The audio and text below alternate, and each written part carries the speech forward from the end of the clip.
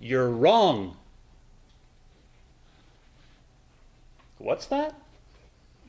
I looked over at a student, his face angry, with fierce determination.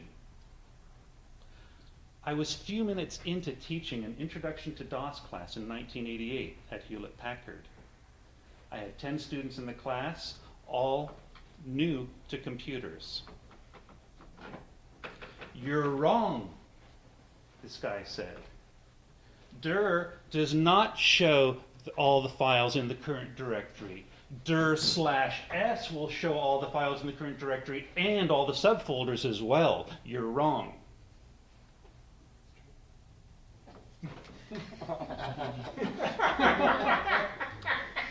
I heard a few groans from the class. I saw a few eyes being rolled, like, uh-oh, here we go again. These guys obviously knew who this person was. They probably had a name for him at work. Mr. Disruptive, whose point was to just disrupt any opportunity, whether it was a meeting or a class or anything like that. They were wondering, how's this going to go down? Is it going to be A, a showdown between the teacher and the student? Or more likely, B, is the teacher going to ignore him, and for the rest of the day, are we going to be harangued by Mr. Disruptive? I didn't ignore him. I said, did everyone hear that? What's your name, sir? Tom. Did everybody hear what Tom said? Tom said that dir/s shows the contents of not only the current directory, but all the subfolders underneath it. You're obviously a very advanced student sitting here in a beginning class. And you're absolutely correct. We're going to talk about that later. The fact that you knew that right now shows me that you're an advanced student. Here's what I'd like to do if it's okay with you. Since you are so advanced, number one, let me know if I make any other mistakes during the day, or alert me if I need to explain something a little bit better. And we're going to have labs throughout the day. You'll probably get done ahead of time. If you don't mind, I'd like you to be my assistant. Get up, and if other students are interested, help them out, if you don't mind. Would that be okay with you? A grin spread across his face. And that was the last time that day I heard from Mr. Disruptive. That's not how I deal with idiots. What's that? I had just told the story of how I dealt with an HP Disruptive student in a Train the Trainer class.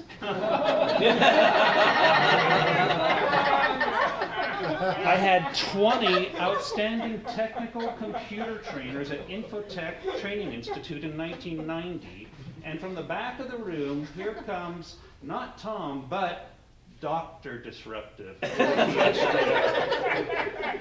guy got the lowest evaluations of anybody, and the only reason he was still working at the company was because he was technically advanced, more advanced than anyone. He had a PhD in computer science and taught the highest echelon of the classes.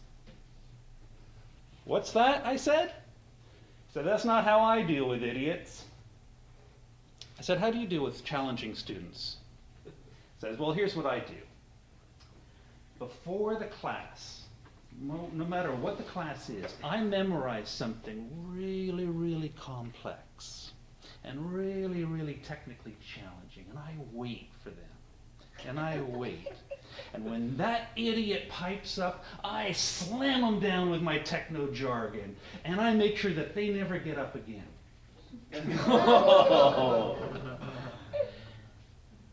I heard groans from the rest of the trainers. Like, uh-oh. We're going to either have a showdown here, or Dave's going to ignore him, and we're going to be harassed by Dr. Disruptive for the rest of the training session. I didn't ignore him. I felt like saying, look, idiot, you're getting a 60 on your evaluations. You're just about to be fired, even though you have 6 more years of education than me. I've got a psychology degree. I hardly know anything about computers, and yet I'm getting 98s on my evaluations, and I've been asked to teach you how to improve your evaluations. How about that? But I didn't. I didn't want to add shame to his comment, which was already a shaming response. And yet I didn't want to ignore him either. So I said this. I said, if I knew as much as you, I might use that technique. Because I don't know that much technically, I have to rely instead on my motto in life. And my motto in life is this: love the people in front of you, no matter who they are. Even if they're the disruptive students, love them.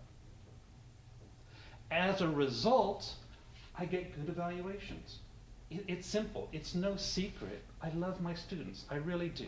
I'm not the best teacher. I don't know the most about computers, but I do love my students. As a result, they feel that somehow, and I get hundreds on almost every single evaluation when the average is 65. People ask me, what's the secret? How do you prepare for a class? I don't. I just love my students. After the class, he came up to me and said, you know, I don't agree with you. I don't like that whole idea of loving your students. But I got to admit, what you say, you know, you're getting the good evaluations, and at least I have respect for you. I said, okay, you know, you got to work with what works for you. You got to work with your own tools, whatever they are. That was 20 years ago. In those 20 years, I've built up a few successful businesses all around computer support. Every single one of these businesses really comes back to one job that I had, because the CEO of that company hired me for another one, and then those VPs went out to other companies, and they went out to other companies, and through networking I've built up 20 years of computer work. All a result of that one job.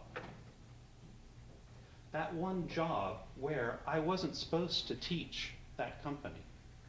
That one job where the trainer wasn't able to show up. He had another job. And so he asked me to fill in for him. That trainer was Dr. Disruptive. Here's the moral of the story. Every problem comes to you with a gift in its hands. Mr. Tesman.